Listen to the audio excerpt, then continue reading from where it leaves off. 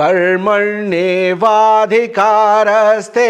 कितनी बड़ी संभावना है ये। कर्म में हमारा अधिकार है, फल पे हमारा अधिकार नहीं है। अपने अधिकार क्षेत्र से बाहर कर्म की स्वतंत्रता नहीं होती है। मनुष्य अपनी परिस्थितियों के विपरीत जाकर भी अपनी मन की शक्ति से, अपनी इच्छा शक्ति से अपना सर्वश्रेष्ठ प्रदर्शन कर सकता है। हम सब अपना जीवन ऐसा ही जीना चाहते हैं, ऐसी ही प्लानिंग चाहते हैं कि काम एक करें और फल बहुत सारे मिले। यहां बात है अधिकार की कि आपके सर्कल ऑफ इन्फ्लुएंस में क्या है, आपके अधिकार क्षेत्र में क्या है। और जो चीज हमारे अधिकार में नहीं है, अगर हम उसे लेने की कोशिश करेंगे तब भी वो हमें नहीं मिलेगी। हम सब ऐसे ही होते हैं, जब सक्सेस मिलती है, जब परिणाम हमारे अनुरूप होता है, तब हम उसका श्रेय लेना चाहते हैं। जब मुझे इससे कोई फायदा ही नहीं होने वाला तो मैं काम भी क्यों करूं।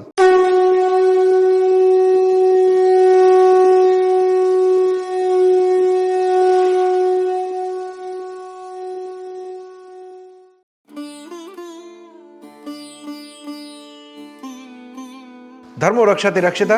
नमस्कार दोस्तों, आप सभी लोगों का बहुत बहुत स्वागत है धर्म क्षेत्र के इस प्रोग्राम में। भगवान कृष्ण की स्तुति के साथ इस प्रोग्राम की शुरुआत करते हैं। ओम सच्चिदानंद रूपाय विश्वोत्पत्त्यादि हेतवे तापत्रय विनाशाय श्री कृष्णाय वयं नमः। अब तक हमने श्रीमद् भगवद गीता के दूसरे अध्याय के 46वें श्लोक तक चर्चा की। भगवान कृष्ण ने हमें निष्काम भाव से कर्म करने की शिक्षा दी। लेकिन क्या हम ऐसा कर पाते हैं, या ऐसा करना संभव भी है? बिना कामना के, बिना डिजायर के क्या कर्म किया भी जा सकता है? किसी काम को करने के लिए हमारी इच्छा ही तब होती है जब हमें उससे कुछ मिल रहा हो, या हम कुछ पाना चाहते हो, तभी हम कर्म करना चाहते हैं। लेकिन क्या कभी हम रिजल्ट की एक्सपेक्टेशंस के बिना भी काम कर पाते हैं या नहीं? इसी प्रश्न का उत्तर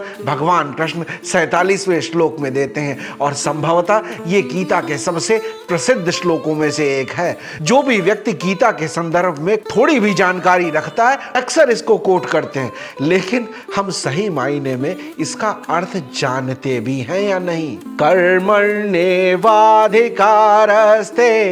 मा फलेषु कदाचन मा कर्म फल हेतुर्भो ते संगोस्त्व कर्मणि। भगवान कृष्ण अर्जुन से कहते हैं, कर्मण्ये, केवल कर्म में, वा तुम्हारा या हम सभी का, अधिकार अस्ते, अधिकार है। कितनी बड़ी संभावना है ये। कर्म में हमारा अधिकार है, हमारा पूरा उस पर कंट्रोल है, वो हमारे स्वामित्व की चीज है। हम डिसाइड कर सकते हैं कि हमारा कर्म कैसा होगा, हमारा व्यवहार कैसा होगा। हमें स्वतंत्रता है कि हम अपने विवेक, बुद्धि, धन, बल, हर साधन को एक अच्छे कर्म में लगा सकें। जब कभी भी हमें अपनी इच्छा अनुसार कर्म करने की स्वतंत्रता नहीं होती है, तब हमें बड़ी बेचैनी होती है, बहुत घबराहट होती है। लेकिन जब तक ये स्वतंत्रता रहती है तब तक हम इसका आनंद ही नहीं लेते, इसका सदुपयोग ही नहीं कर पाते। मा फलेषु कदाचन, फल पे हमारा अधिकार नहीं है। यहाँ कहीं नहीं कहा गया कि कर्म करो, फल की कामना मत करो, फल की इच्छा मत करो। यहाँ भगवान कृष्ण ये बता रहे हैं, कर्म पे हमारा अधिकार है, फल पर हमारा अधिकार नहीं है। फल बहुत सी चीजों पे डिपेंड करेगा, लेकिन कर्म करने के लिए हम स्वतंत्र हैं। अपने पूरे मन से, अपनी पूरे विश्वास के साथ हम कर्म कर सकते हैं, लेकिन हम अपना अधिकार क्षेत्र फल पर रखना चाहते हैं। और जब कभी भी हम अपने सर्कल ऑफ इन्फ्लुएंस से बाहर जाके किसी को कंट्रोल करना चाहते हैं, तब हम दुखी होते हैं, परेशान होते हैं। फल के लिए हम पराधीन हैं। एक स्टूडेंट एग्जाम के लिए कैसी तैयारी करे, कौन सी बुक्स पढ़े, कौन से मेथड्स यूज करे, कितनी प्रैक्टिस करे, कितना बढ़िया सुंदर प्रेजेंट करे, कितनी जल्दी कर सके, ये सब उसके नियंत्रण में है। लेकिन जैसे ही एग्जामिनेशन हॉल में कॉपी सबमिट कर दी गई, वहां से अधिकार खत्म हो गया। अगर स्टूडेंट ये चाहे कि नंबर भी मैं ही दे दूं, मैं ही इसको एग्जामिन कर लूं, तब ये दूसरे के अधिकार क्षेत्र में जाने की की कोशिश है और हम सभी भी यही चाहते हैं। हम जो भी कर्म करते हैं हम उसका फल स्वयं को ही दे देना चाहते हैं। ऐसा संभव ही नहीं है। हमारा अधिकार सिर्फ कर्म पे है। एग्जामिन करने का अधिकार एग्जामिनर का है। अपने अधिकार क्षेत्र से बाहर कर्म की स्वतंत्रता नहीं होती है। कितना भी अच्छा स्टूडेंट हो, अपनी कॉपी खुद एग्जामिन नहीं कर सकता है। हितोपदेश में कहा जाता है, सर्वम परवशम दुःखम सर्वम आत्मवशम सुखम एतद् विद्यात् समासेन लक्षणम सुख दुःखयो। जो भी चीज हमारे अधिकार क्षेत्र में है वो हमें सुखी करती है और जो भी हमारे अधिकार क्षेत्र में नहीं है वो हमें दुखी करती है। सुख और दुख की सबसे सिंपल डेफिनेशन है। और कर्म का अधिकार सिर्फ मनुष्य को है। पशु पक्षी जीव जंतु ये चाहे भी तो अपने कर्म बदल नहीं सकते। अगर शेर चाहे कि वो हिंसक नहीं रह जाए, भूखा मर जाएगा, जी ही नहीं पाएगा। लेकिन मनुष्य अपने जन्म काल देश परिस्थितियां इन सब के विपरीत जाकर भी अगर सही कर्म करना चाहे तो कर सकता है। कई बार हमने देखा ऐसे बहुत से उदाहरण समाज में होते हैं। किसी व्यक्ति का जन्म किसी ऐसे परिवार में हुआ जहां उसे अच्छे संस्कार नहीं मिल पाए, अच्छी परिस्थितियां नहीं मिली, लेकिन फिर भी अपनी मेहनत से, अपनी लगन से, अपनी इच्छा शक्ति से उस व्यक्ति ने बहुत अच्छा प्रदर्शन किया। इसीलिए मनुष्य जन्म को सर्वश्रेष्ठ कहा भी गया है। मनुष्य अपनी परिस्थितियों के विपरीत जाकर भी अपनी मन की शक्ति से, अपनी इच्छा शक्ति से अपना सर्वश्रेष्ठ प्रदर्शन कर सकता है। समय और परिस्थितियां आपके कर्म को बांध नहीं सकती हैं। अगर मनुष्य में इच्छा शक्ति है तो वो इन सब से ऊपर उठ सकता है। हमारे पूर्व में किए हुए कर्मों के कारण हमें अनुकूल और प्रतिकूल परिस्थितियां मिलती हैं और उन परिस्थितियों पे हमारा नियंत्रण नहीं है क्योंकि वो हमारे कर्म फल है। लेकिन कर्म पर अभी भी हमारा अधिकार है।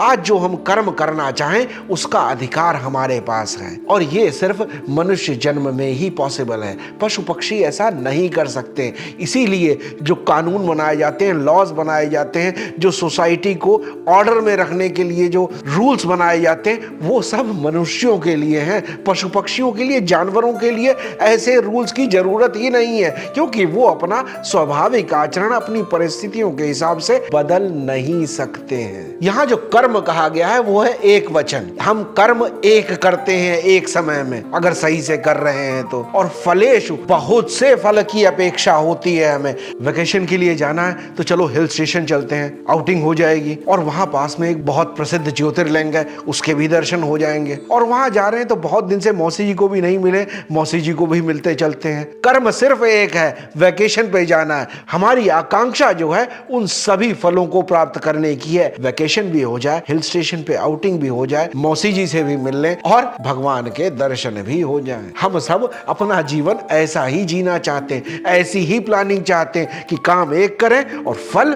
बहुत सारे मिले। मिनिमम इन्वेस्टमेंट और मैक्सिमम रिटर्न। एक समय में हमारा अधिकार सिर्फ एक काम पर होता है। अगर हम बहुत सारी चीजों को एक साथ करना चाहें तो हमारा नियंत्रण भी धीरे धीरे छूटने लगता है। आप बहुत सारे प्रोजेक्ट्स पे एक साथ काम कर रहे हो, इसकी डेडलाइन आ रही है, उसका कोई माइलस्टोन कंप्लीट करना है, उस टीम में कुछ चैलेंजेस हैं, ये सभी चीजें जब एक साथ चलेंगी तब हमारा नियंत्रण भी छूटने लगता है, कमजोर होने लगता है और अधिकार भी खत्म होने लगता है क्योंकि तब हम फायर फाइटिंग मोड में आ जाते हैं। हम अपने कर्म में स्वतंत्र नहीं रह जाते। हम वो काम करते हैं जो सबसे अर्जेंट है, जो सबसे हाईएस्ट प्रायोरिटी पर है। कुरुक्षेत्र के इस मैदान में अर्जुन का अधिकार भी सिर्फ युद्ध करने पर है। युद्ध उसके सामने है, आज वो युद्ध करने आया है, वो युद्ध कर सकता है। लेकिन अर्जुन की चिंता है मेरा परिवार, मेरे गुरुजन, मेरे पितामह, मेरे भाई बंधु,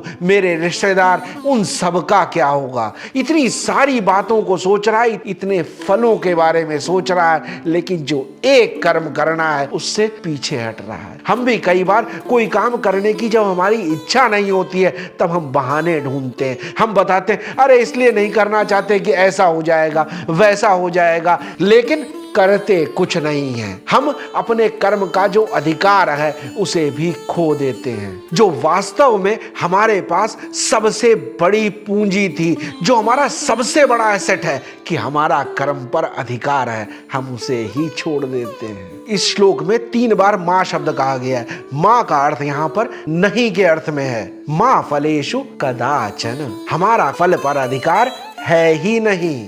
लेकिन मैं फिर कहता हूं कि फल की आकांक्षा नहीं करें, फल की इच्छा नहीं करें, ऐसा कहीं नहीं कहा गया है। यहां बात है अधिकार की कि आपके सर्कल ऑफ इन्फ्लुएंस में क्या है, आपके अधिकार क्षेत्र में क्या है। जो हमारे अधिकार क्षेत्र में है वो है हमारा कर्म, हमारा व्यवहार। फल जो है वो हमारे अधिकार क्षेत्र से बाहर है। बहुत सी परिस्थितियों पे डिपेंड करता है। आपने एक बहुत बढ़िया प्रोडक्ट डिजाइन किया हो लेकिन मार्केट में उसकी रिक्वायरमेंट ही नहीं है, मार्केट में उसे कोई चाहता ही नहीं है, तो इसका मतलब ये नहीं है कि आपकी डिजाइन बेकार थी। Market was not ready enough. Nicholas Tesla ने और जेसी बोस ने जिस समय माइक्रोवेव्स और मिलीमीटर वेव्स के बारे में बात की, तब उस समय उसको जानने वाले लोग ही नहीं थे, मार्केट रेडी ही नहीं था। लेकिन क्या इससे निकोलस टेस्ला और जेसी बोस अपना कर्म करना छोड़ दिया? जो उनके अधिकार क्षेत्र में था उसका उन्होंने पूरा उपयोग किया और जो बेहतर दिया जा सकता था इस मानव समाज को वो दिया। हम फल पे अधिकार जताना चाहते हैं। जब हम ऐसा कर रहे होते हैं तब हम अतिक्रमण कर रहे होते हैं, और जो चीज हमारे अधिकार में नहीं है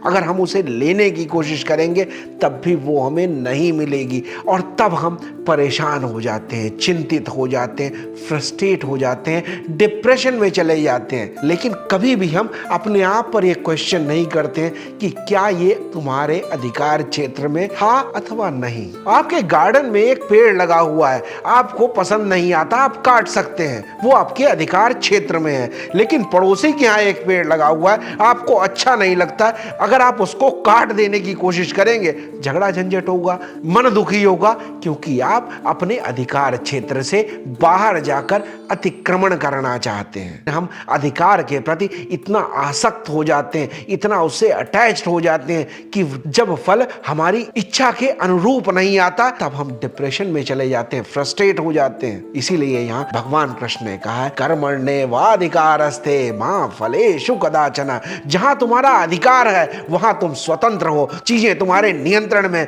तुम जैसा चाहो वो कर सकते हो।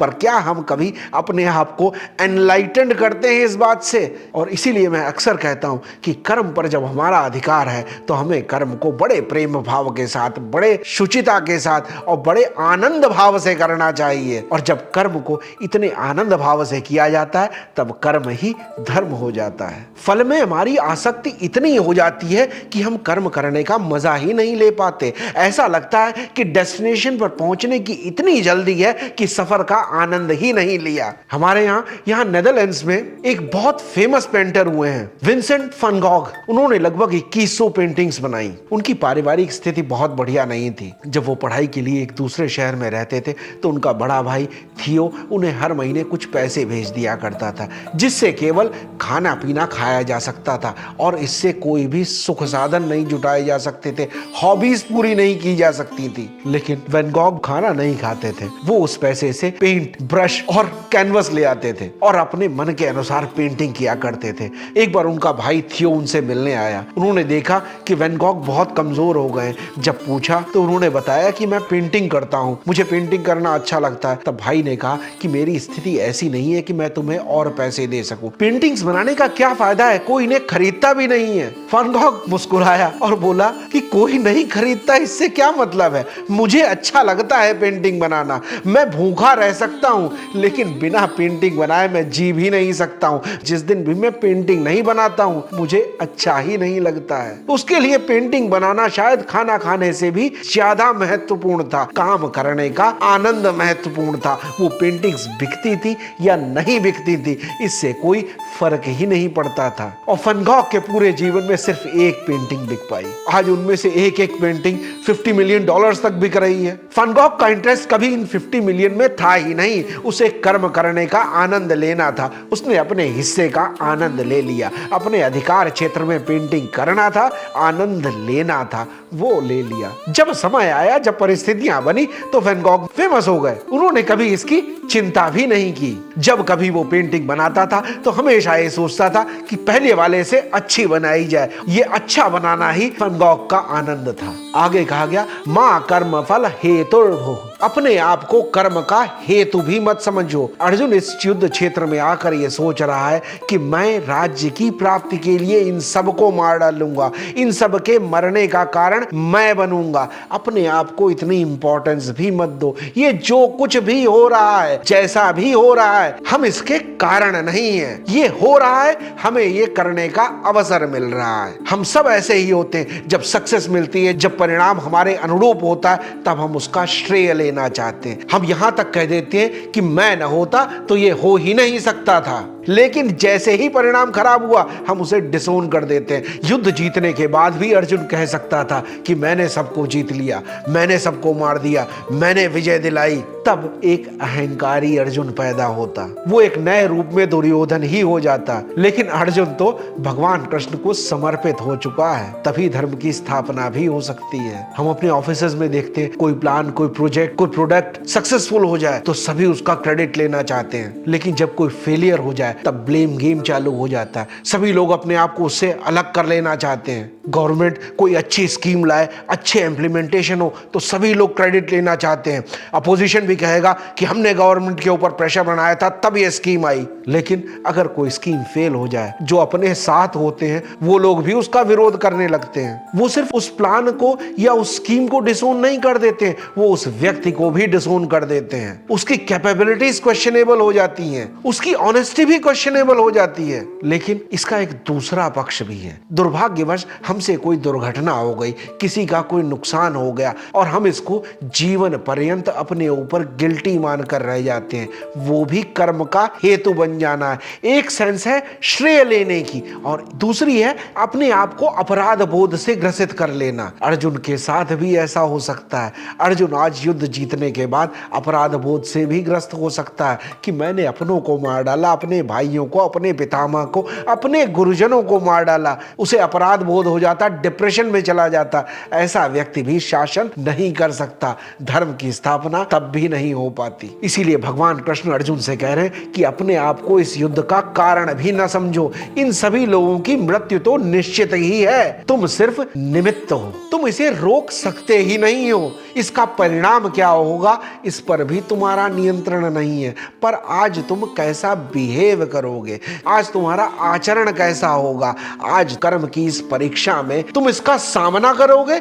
या इससे पीछे हट जाओगे, ये तुम्हारे हाथ में है। कई बार हम किसी फेलियर के लिए, किसी डिले के लिए अपने आप को दोषी मान लेते हैं, और जब हम अपने आप को दोषी मान लेते हैं, तब हम नया कोई भी कार्य लेने के प्रति उत्सुकता नहीं दिखाते, एनर्जी हमारी गिर जाती है। इसीलिए भगवान कृष्ण कह रहे हैं कि अपने आप को कर्म का हेतु भी मत समझो। मैं था इसलिए ऐसा हो पाया, या मेरे कारण ये बिगड़ गया, ये दोनों ही भाव गलत हैं। इन दोनों से ही मुक्त होना है। जब हम स्वयं को कर्म का हेतु नहीं जानेंगे, तब हम शांत रहेंगे, मस्त रहेंगे, आनंद में रहेंगे और अपने लक्ष्य की तरफ बढ़ते रहेंगे। धीरे धीरे ही सही हमारी यात्रा मोक्ष की तरफ बढ़ती रहेगी। और हम सबको भी ये बात जाननी चाहिए, हम फल से अपने आप को बहुत एसोसिएट करना चाहते हैं। हम कर्म तो एक करते हैं, फल बहुत सारे चाहते हैं, और जब बहुत सारी चीजों को जब हम चाहते हैं, तभी हम दुखी होते हैं। वैन गॉग की तरह पेंटिंग बनाने का आनंद ही नहीं ले पाते। अपने कर्म को एंजॉय करें। हमारी इस गीता सीखने की यात्रा में हर सप्ताह एक नया वीडियो आता है। अगर मैं ये सोचूं कि मेरे वीडियोस मिलियंस में जाएं, बिलियंस में जाएं, वायरल हो जाएं, और मैं इससे आसक्त हो जाऊं, तो शायद मैं नए वीडियोस बना ही नहीं पाऊंगा। मैं दुखी हो जाऊंगा, फ्रस्ट्रेट हो जाऊंगा, करना ही नहीं चाहूंगा। अपने कर्म से पीछे हट जाऊंगा। मुझे आनंद आता है सनातन के इस अद्भुत ज्ञान को बताने में, इस पर चर्चा करने पर। जो मैंने स्वाध्याय से सीखा, जो मैंने अपने माता पिता से सीखा, गुरुजनों से सीखा, वो सब आप लोगों के साथ शेयर करने से, उस पर चिंतन और मनन करने से, ये मेरा आनंद है, इस पर मेरा अधिकार है। इसीलिए मैं इसको कंटिन्यू कर पा रहा हूं। आगे कहा गया माते संगोस्त्व कर्मणि। कई बार मन में ऐसा विचार आता है, जब फल पे मेरा अधिकार ही नहीं है तो मैं कर्म ही क्यों करूं। तो भगवान कृष्ण यहां कह रहे हैं तुम में अकर्मण्यता का भावना आ जाए। हमारे साथ भी जीवन में बहुत बार ऐसा होता है, हमें क्या लेना देना, तो हमारा काम करने का मन ही नहीं रह जाता। और अर्जुन ने तो कहा भी है, न कांक्षे विजयम कृष्ण न च राज्यम सुखानि च। मेरी विजय की भी इच्छा नहीं है, मैं ये राज्य को भी पाना नहीं चाहता हूं। जब हम कोई भी कर्म फल की आकांक्षा से करते हैं या फल को देखकर अपने कर्म करते हैं, तब हम में रजोगुण प्रधान होता है। लेकिन अगर मन में यह भाव आ जाए मैं कुछ चाहता ही नहीं हूं, मुझे किसी परिणाम की आकांक्षा ही नहीं है, अक्सर उसकी परिणति अकर्मण्यता पर हो जाती है। जब मुझे कुछ मिलना ही नहीं है, जब मुझे इससे कोई फायदा ही नहीं होने वाला, तो मैं काम भी क्यों करूं। ये आलस्य को जन्म देता है, ये अकर्मण्यता को जन्म देता है।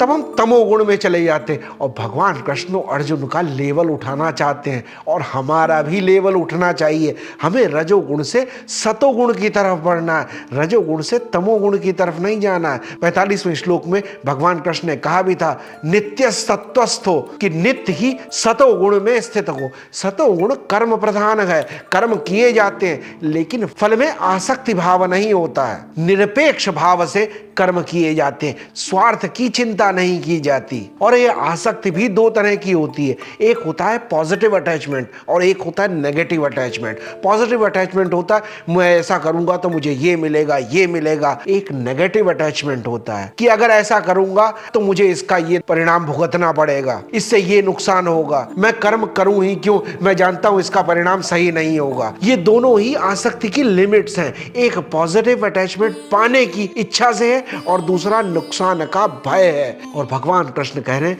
इन दोनों से मुक्त हो, अपने कर्तव्य का पालन करो। Success is an affect and work is a cause, ये हमेशा ध्यान रखें। सो कीप वर्किंग, काम करना हमारे नियंत्रण में है, हमारे अधिकार क्षेत्र में है। इस जीवन यात्रा का आनंद लें। फल के प्रति आसक्ति कहीं इस जीवन यात्रा को दुखी न बना दे। और ध्यान रखें कि कभी भी अकर्मण्यता न आ जाए।